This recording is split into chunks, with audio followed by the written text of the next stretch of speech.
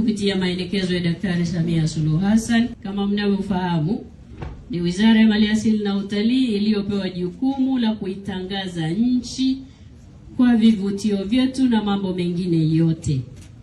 Na njia tunazotumia za kuitangaza nchi yetu nyingine ni kupata mabalozi wa hiari wa kuitangaza nchi yetu huko duniani.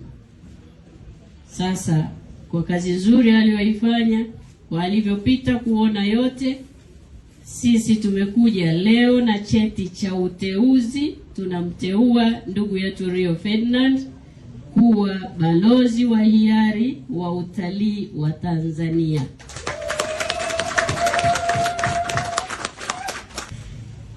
Kwa hiyo leo nimepata faraja kubwa kumuona hapa. Nilikuwa namfuatilia wakati anacheza, kwa najua ana watu wengi nyuma yake. Baada ya kuwa amemaliza muda wake kwenye michezo, yeye sasa hivi ni mtangazaji wa michezo kwenye TV mbalimbali, kwenye social media mbalimbali.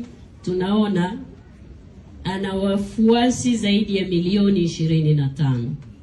Maana yake leo tunavyompa cheti hiki cha kuwa balozi wetu wa hiari wa utalii wa taifa letu, tunakwenda kuwafikia watu milioni 25 tayari kuja Tanzania.